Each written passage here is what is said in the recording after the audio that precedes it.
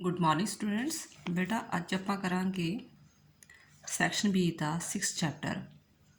Section B जोड़ा है totally जोड़े है ही तीनों चैप्टर जोड़े है नवे ऐड हुए सी शक्ति सत्ता तो थर्ड चैप्टर का सी उच्चता। ठीक है, ये अपना 6 चैप्टर है गया सी। ये जस्ट तुसीं की करने आ तीन टाइप के क्वेश्चन दो टाइप के क्वेश्चन आ सकते हैं, मीनिंग के नेचर दसो या मीनिंग के टाइप्स दसो। ठीक है, फस्ट ऑफ ऑल तो इसका मीनिंग की है। मीनिंग तुसीं शॉर्ट क्वेश्चन आंसर तो अटैम्प्ट करोगे, जिवें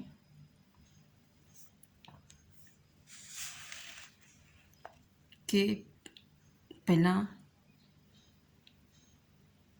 उच्चता का अर्थ की है, यानी कि मीनिंग ऑफ द लेजिटिमेसी। उच्चता एक सहमति आ या प्रवानगी आ जिहड़ी लोकां द्वारा राणी प्रणाली दित्ती जाती है। ठीक है, जिवें पंजाब के आम लोगों ने जिहड़ी हैगी आ सहमति प्रगट करके प्रवानगी प्रगट करके सारे ने आप सरकार बनाई, यानी कि राणी प्रणाली किहड़ी बनाई आप दी। ठीक है, कि उन्होंने द्वारा एक दी हुई सहमति आ या प्रवानगी आ जिहड़ी लोगों द्वारा राजनीतिक प्रणाली नूं दित्ती जाती है, जिहदा आधार डर नहीं हुंदा सगों विश्वास हुंदा है, कदरां कीमतां हुंदियां कि वाकई कि असीं आ सरकार चुन रहे हैं, इसनूं सत्ता विच लिया रहे हैं, इसनूं पावर विच लिया रहे हैं तो ये साडा काम करेगी, तो जो भी हुक्म लागू करेगी कानून बनाएगी असीं उसकी पालना करांगे। इहदे नाल की हो जांदा, उहदे विच स्थिरता प्रदान हो जाती है। ये नहीं सरकार महीने बाद या साल बाद बदलती जाएगी, अपना 5 साल का पूरा कार्यकाल करती है। विश्वास ते कदरां कीमतां हुंदियां अते यह राजनीतिक प्रणाली विच विश्वासयोगता च वाधा करती है, उसनूं स्थिरता दिंदी है, परमानेंट यानी कि 5 साल तक रहिंदी हैगी आ, क्योंकि लोग डर करके नहीं सगों इस करके चुनते हैं कि ये उच्चता सरकार ये जो काम कह रही है, हुक्म दे रही है, ठीक बिल्कुल दे रही है, तो उसके हुक्मां की पालना करते हैं। तो लोग ये भी महसूस करते जिहड़ियां संस्थावां उन्हां दियां कार्यपालिका विधान पालिका न्याय जिहड़ियां हैगियां सॉरी अपनियां होर जिद्दां SSP की संस्था आ गई, SHO की संस्था आ गई, DC की संस्था आ गई। ठीक है, ये सही तरह काम करनगियां। ये हो गया उच्चता का अर्थ। फिर उच्चता शब्द कित्थों आया सी, फिर तुसीं ये लिख के फिर लिखोगे कि उच्चता शब्द का मूल हैडिंग बना के। उच्चता शब्द अंग्रेजी भाषा शब्द लैस्टीमेट तो बनया, तो लैस्टीमेट जिहड़ा हैगा वा वो लतीनी भाषा के शब्द लैस्टीमस तो होया है, यानी कि अंग्रेजी आपां उच्चता नूं अंग्रेजी विच लैस्टीमेट कहने आ, तो लैस्टीमेट जिहड़ा हैगा लतीनी भाषा के शब्द लैस्टीमस तो बनया। तो लैस्टीमस का अर्थ की हैगा कानूनी या विधानकी, भी वो हुक्म आ वो मतलब भी आग्या मतलब भी ਜਿਹੜਾ कि कानूनी आ विधानकी आ। ਅਤੇ ਦੂਜੇ ਸ਼ਬਦਾਂ ਵਿੱਚ ਆਪਾਂ ਕਹਿ ਸਕਦੇ ਕਿ ਜਦੋਂ ਰਾਜ ਦੇ ਪ੍ਰਬੰਧ ਦਾ ਆਧਾਰ ਕਾਨੂੰਨ ਹੋਵੇ, ਜਦੋਂ ਰਾਜ ਦਾ ਪ੍ਰਬੰਧ ਦਾ ਆਧਾਰ ਜਿਹੜਾ ਰਾਜ ਪ੍ਰਬੰਧ ਚਲਾਇਆ ਜਾ ਰਿਹਾ, ਕੋਈ ਤਾਨਾਸ਼ਾਹ ਰਾਜਾ ਨਹੀਂ ਬੈਠਾ ਹੈਗਾ, ਕੋਈ ਤਾਨਾਸ਼ਾਹ ਬੰਦਾ ਆਣ ਕੇ ਨਹੀਂ ਸ਼ਾਸਨ ਚਲਾ ਰਿਹਾ ਹੈ ਹਿਟਲਰ ਵਾਂਗੂ, ਸਗੋਂ ਕਿ ਉਹ ਜਿਹੜਾ ਰਾਜ ਪ੍ਰਬੰਧ ਚਲਾ ਰਿਹਾ ਹੈ ਉਹ ਕਾਨੂੰਨ ਦੇ ਆਧਾਰ 'ਤੇ ਚੁਣਿਆ ਹੋਇਆ ਹੈ, ਲੋਕਾਂ ਦੁਆਰਾ ਚੁਣਿਆ ਹੋਇਆ ਵਾ। ਕਾਨੂੰਨ ਦਾ ਆਧਾਰ ਹੁੰਦਾ ਹੈ ਜਾਂ ਆਧਾਰ ਕਾਨੂੰਨ ਹੁੰਦਾ ਵਾ ਜਾਂ ਸੰਵਿਧਾਨ ਦੁਆਰਾ ਚੁਣਿਆ ਗਿਆ ਹੁੰਦਾ।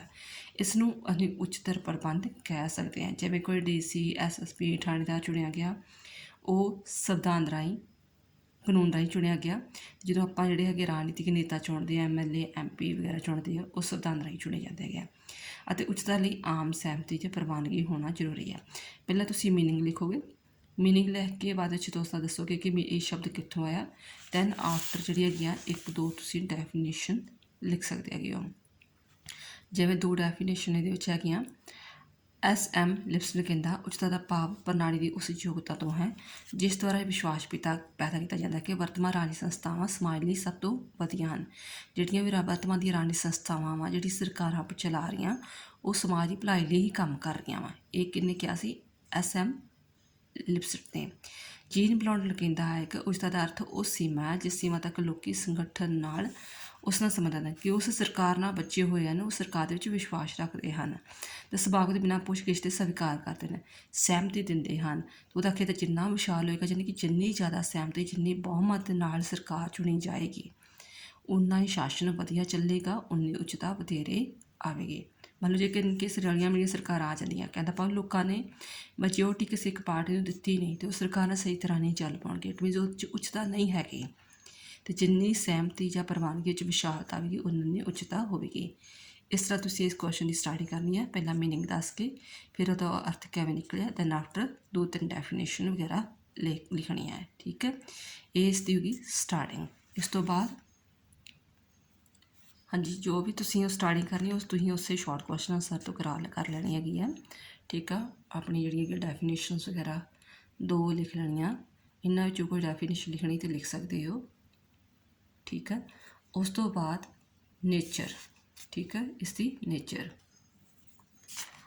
ਉੱਚਤਾ ਦੀਆਂ ਵਿਸ਼ੇਸ਼ਤਾਵਾਂ ਕਹਿ ਲਓ ਜਾਂ ਸਰੂਪ ਵੀ ਕਹਿ ਸਕਦੇ ਆ ਕਿ ਹਾਂ ਉਸ ਦੀ ਨੇਚਰ ਕੀ ਹੈ, ਸਰੂਪ ਕੀ ਹੈ, ਵਿਸ਼ੇਸ਼ਤਾਵਾਂ ਕੀ ਹੈ, ਉਹ ਇੱਕ ਹੀ ਮੀਨਿੰਗ ਨਿਕਲ ਜਾਂਦਾ ਹੈਗਾ। ਠੀਕ ਹੈ, ਜਿਵੇਂ ਪੁੱਛ ਸਕਦੇ ਆ ਕਿ ਹਾਂ ਉੱਚਤਾ ਦੇ ਬਾਰੇ ਸੰਖੇਪ ਵਰਣਨ ਕਰੋ, ਤਾਂ ਵੀ ਤੁਸੀਂ ਉਹਦਾ ਮੀਨਿੰਗ ਡੈਫੀਨੇਸ਼ਨ ਲਿਖ ਕੇ ਅਤੇ ਸਰੂਪ ਲਿਖ ਸਕਦੇ ਹੋ। ਉੱਚਤਾ ਵਿੱਚ ਫਸਟ ਉਹਦੀ ਵਿਸ਼ੇਸ਼ਤਾ ਕੀ ਹੈ ਕਿ ਉੱਚਤਾ ਵਿੱਚ ਵਿਸ਼ਵਾਸ ਪੈਦਾ ਕਰਨ ਦੀ ਯੋਗਤਾ।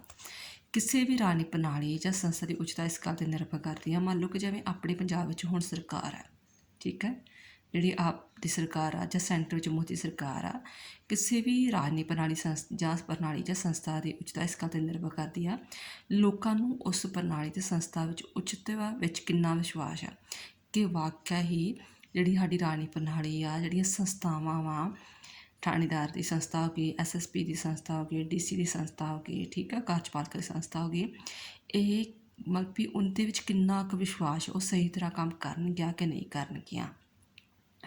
ਜਿੰਨਾ ਉਹ ਵਧੀਆ ਕੰਮ ਕਰਨਗੀਆਂ ਉਹਨਾਂ ਲੋਕਾਂ ਵਿੱਚ ਉਸ ਵਿੱਚ ਉੱਚਤਾ ਪੈਦਾ ਹੋ ਜਾਏਗੀ ਕਿ ਕਿੰਨਾ ਵਿਸ਼ਵਾਸ ਹੈ। ਉੱਚਤਾ ਵਿੱਚ ਵਿਸ਼ਵਾਸ ਪੈਦਾ ਕਰਨ ਦੀ ਯੋਗਤਾ ਹੁੰਦੀ ਹੈ ਅਤੇ ਇਹ ਵਿਸ਼ਵਾਸ ਪੈਦਾ ਹੋ ਜਾਣ ਨਾਲ ਲੋਕ ਸੁਭਾਅ ਵਿੱਚ ਉਸ ਦੇ ਹੁਕਮਾਂ ਦੀ ਪਾਲਣਾ ਕਰਦੇ ਆ।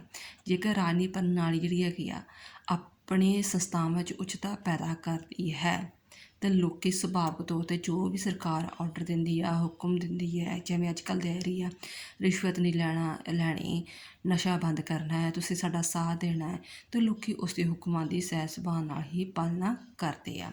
ਠੀਕ ਆ, ਇਸ ਤੋਂ ਇਲਾਵਾ ਇਹ ਵਿੱਚ ਕਿਹਾ ਜਾਂਦਾ ਕਿ ਰਾਬਰਟ ਡਾਲ ਕਹਿੰਦਾ ਉੱਚਤਾ ਕੀ ਆ ਕਿ ਜਦੋਂ ਲੋਕਾਂ ਨੂੰ ਜਿੰਨਾ ਆਦੇਸ਼ ਦਿੱਤਾ ਜਾਂਦਾ ਹੈ ਵਿਸ਼ਵਾਸ ਹੋਵੇ ਕਿ ਸਰਕਾਰ ਦੀਆਂ ਜੋ ਵੀ ਸੰਰਚਨਾਵਾਂ ਵਾ, ਜੋ ਵੀ ਕੰਮ ਆ, ਜੋ ਫੈਸਲੇ ਆ, ਜੋ ਵੀ ਸਰਕਾਰੀ ਅਧਿਕਾਰੀ ਨੇ ਕਿਹਾ ਉਹ ਬਿਲਕੁਲ ਸਹੀ ਆ ਅਤੇ ਇਹਦਾ ਮਤਲਬ ਉਹਦੇ ਵਿੱਚ ਉੱਚਤਾ 'ਚ ਵਿਸ਼ਵਾਸ ਹੈ। ਠੀਕ ਆ, ਦੈਨ ਹੈਗਾ ਉੱਚਤਾ ਸ਼ਕਤੀ ਦੇ ਪ੍ਰਯੋਗ ਨੂੰ ਘੱਟ ਕਰਦੀ ਹੈ। ਜਦੋਂ ਲੋਕਾਂ ਨੂੰ ਸਹਿ ਸੁਭਾਅ ਨਾਲ ਹੀ ਗੱਲ ਉਹਨਾਂ ਨੇ ਮੰਨ ਲਈ ਅਤੇ ਫਿਰ ਸ਼ਕਤੀ ਦਾ ਪ੍ਰਯੋਗ ਕਰਨਗੇ ਨਹੀਂ, ਕਿਉਂਕਿ ਸ਼ਕਤੀ ਪਿੱਛੇ ਕਿੰਨੀ ਸਜ਼ਾ ਹੁੰਦੀ ਹੈ। ਠੀਕ ਹੈ, ਅਤੇ ਫਿਰ ਉਹ ਉੱਚਤਾ ਜਿਹੜੀ ਕਿ ਸ਼ਕਤੀ ਦੀ ਪ੍ਰਯੋਗ ਨੂੰ ਘੱਟ ਕਰਦੀ ਆ।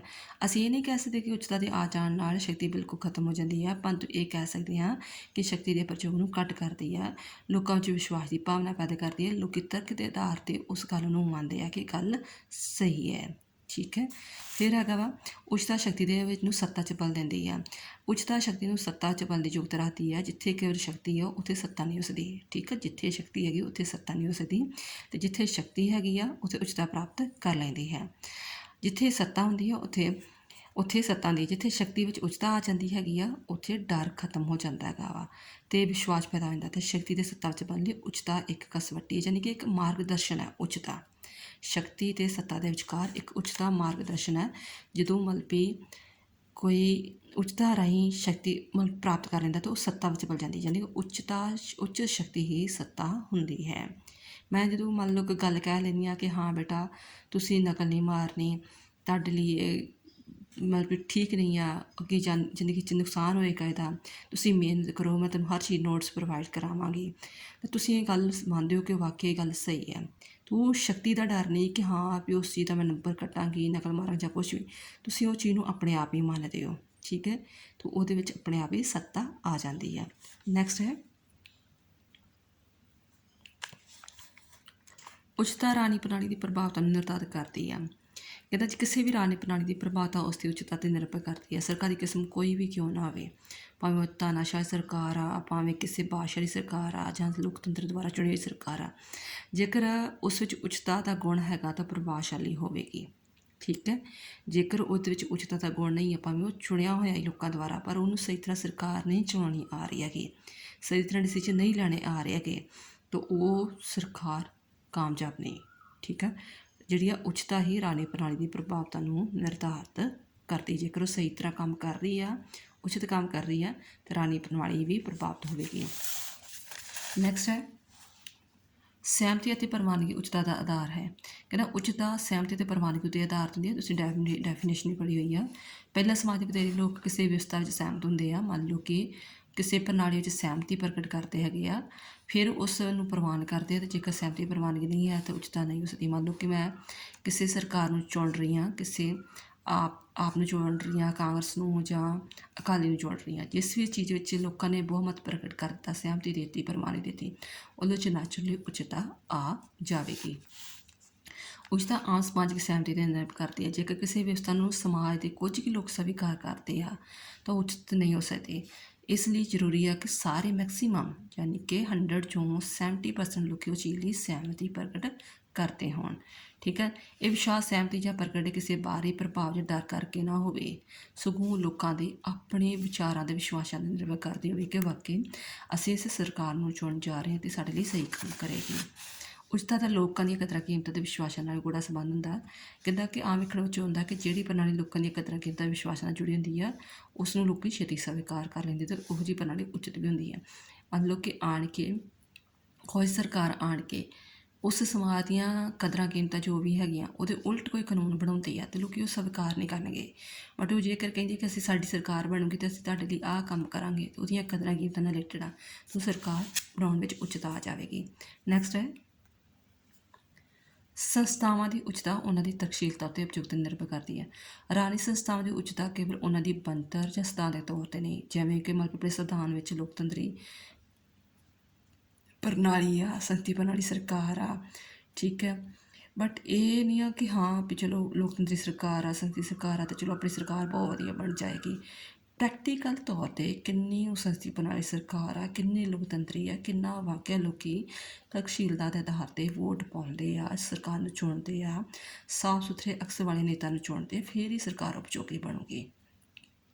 ਕਹਿੰਦਾ ਸਗੋਂ ਉਹਨਾਂ ਦੀ ਤਕਸ਼ੀਲਤਾ ਉਪਯੁਕਤ ਨਿਰਭਰ ਕਰਦੀ ਹੈ, ਭਾਵ ਕਿਸੇ ਸੰਸਥਾ ਦੇ ਉੱਚਤ ਹੋਣ ਲਈ ਉਸਦਾ ਉਪਯੋਗੀ ਹੋਣਾ ਵੀ ਜ਼ਰੂਰੀ ਹੈ। ਜੇਕਰ ਕਿਸੇ ਡਰ ਜਾਂ ਲਾਲਚ ਕਰਕੇ ਲੋਕ ਕਿਸੇ ਸੰਸਥਾ ਦਾ ਉਪਯੁਕਤ ਨੂੰ ਸਵੀਕਾਰ ਕਰਦੇ ਆ ਤਾਂ ਸੰਸਥਾ ਦਾ ਉੱਚਤਾ ਦਾ ਗੁਣ ਖੁੱਸ ਜਾਂਦਾ ਹੈ।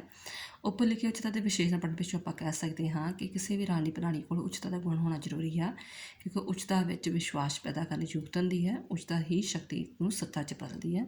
ਲੋਕਾਂ ਦੀ ਸਹਿਮਤੀ ਅਤੇ ਪ੍ਰਵਾਨਗੀ ਉੱਚਤਾ ਦਾ ਆਧਾਰ ਹੁੰਦਾ ਹੈ। ਬੇਟਾ ਜਿਹੜਾ ਤੁਸੀਂ ਸਿੱਟਾ ਲਿਖਦੇ ਹੋ ਉਹ ਸਾਰੇ ਪੁਆਇੰਟਸ ਇਨਕਲੂਡ ਹੋ ਜਾਂਦੇ ਆ। ਠੀਕ ਹੈ। ਇਹ ਕੁਐਸਚਨ ਫਸਟ ਤੁਹਾਡਾ ਕੰਪਲੀਟ ਹੋ ਗਿਆ। ਨੈਕਸਟ ਹੈ ਕੁਐਸਚਨ ਬੇਟਾ ਤੁਹਾਡਾ ਹੈਗਾ ਵਾ ਉੱਚਤਾ ਦੀ ਕਿਸਮਾਂ। ਤੁਹਾਨੂੰ ਇਹ ਵੀ ਕੁਐਸਚਨ ਆ ਸਕਦਾ ਹੈਗਾ ਕਿ ਉੱਚਤਾ ਤੋਂ ਤੁਹਾਡਾ ਕੀ ਭਾਵ ਹੈ। ਤੁਸੀਂ ਉਹਦੇ 'ਚ ਫਿਰ ਮੀਨਿੰਗ ਡੈਫੀਨੇਸ਼ਨ ਦੱਸ ਕੇ ਅਤੇ ਫਿਰ ਉਹਦੀਆਂ ਕਿਸਮਾਂ ਦੱਸੋਗੇ, ਜਿਵੇਂ ਕਿ ਕਾਇੰਡਸ ਆਫ ਦ ਲੈਜੀਟੀਮੇਸੀ ਜਾਂ ਟਾਈਪਸ ਕਹਿ ਸਕਦੇ ਆ, ਕਿਸਮਾਂ ਕਹਿ ਸਕਦੇ ਆ। ਠੀਕ ਆ, ਕਾਇੰਡਸ ਬੋਲ ਸਕਦੇ ਆ। ਇਹ ਆਮ ਤੌਰ 'ਤੇ ਕਹਿੰਦੇ 3 ਤਰ੍ਹਾਂ ਦੀ ਪਾਈ ਜਾਂਦੀ: ਵਿਚਾਰਤਮਕ ਉੱਚਤਾ, ਢਾਂਚਾਤਮਕ ਉੱਚਤਾ ਅਤੇ ਵਿਅਕਤੀਗਤ। ਵਿਚਾਰਤਮਕ ਉੱਚਤਾ ਮਤਲਬ ਵੀ ਵਿਚਾਰਧਾਰਾ ਦੇ ਆਧਾਰ 'ਤੇ ਆ। ਜਿਵੇਂ ਆਪਣੀ ਜਿਹੜੀ ਹੈਗੀ ਆ ਉਦਾਰਵਾਦੀ ਵਿਚਾਰਧਾਰਾ 'ਤੇ ਸਰਕਾਰ ਆ ਆਪਣੀ ਇੰਡੀਆ ਦੀ, ਰਸ਼ੀਆ ਦੀ ਸਾਵਾਂ ਦੀ ਵਿਚਾਰਧਾਰਾ 'ਤੇ ਆ, ਜਿਹੜੀ ਇੰਗਲੈਂਡ ਅਮਰੀਕਾ ਦੀ ਪੂੰਜੀਵਾਦੀ ਵਿਚਾਰਧਾਰਾ 'ਤੇ ਕਿਸ ਆਧਾਰ 'ਤੇ ਜਿਹੜੀ ਸਰਕਾਰ ਆ।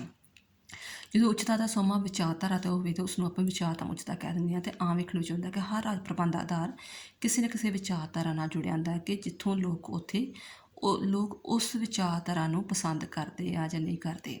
ਠੀਕ ਹੈ। ਇਸ ਨੂੰ ਅਸੀਂ ਵਿਚਾਰਤਮਕ ਉੱਚਤਾ ਕਹਿ ਸਕਦੇ ਹਾਂ। ਉਦਾਹਰਨ ਵਜੋਂ ਜਿਵੇਂ ਮੈਂ ਤੁਹਾਨੂੰ ਦੱਸਦਾ ਸੀ ਕਿ ਸਾਵਾਂ ਦੇ ਰਾਜਾਂ ਵਿੱਚ ਰਾਜ ਪ੍ਰਬੰਧੀ ਉੱਚਤਾ ਦਾ ਆਧਾਰ ਸਾਵਾਦੀ ਆ ਅਤੇ ਸਾਡੇ ਦੇਸ਼ਾਂ ਵਿੱਚ ਉਦਾਰਵਾਦੀ ਆ। ਦੂਸਰਾ ਹੈਗਾ ਢਾਂਚਾਗਤ ਉੱਚਤਾ, ਯਾਨੀ ਕਿ ਸਟਰਕਚਰਲ ਲੈਜੀਟੀਮੇਸੀ। ਇਹਦਾ ਸ਼ਾਰਟ ਨੋਟ ਵੀ ਆ ਜਾਂਦਾ ਹੁੰਦਾ ਹੈ।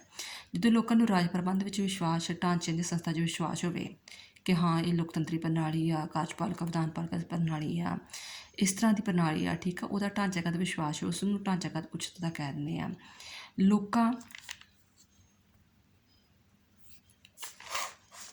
ਲੋਕਾਂ ਨੂੰ ਢਾਂਚਿਆਂ ਦੀ ਕਾਰਜ ਪ੍ਰਣਾਲੀ ਅਤੇ ਉਸ ਦੇ ਵਿਵਹਾਰ ਵਿੱਚ ਪੂਰਨ ਵਿਸ਼ਵਾਸ ਹੋਣਾ ਚਾਹੀਦਾ ਕਿ ਜੇਕਰ ਵਾਕਿਆ ਲੋਕਤੰਤਰੀ ਪ੍ਰਣਾਲੀ ਆ ਉਹ ਸਹੀ ਤਰ੍ਹਾਂ ਕੰਮ ਕਰ ਰਹੀ ਹੈ।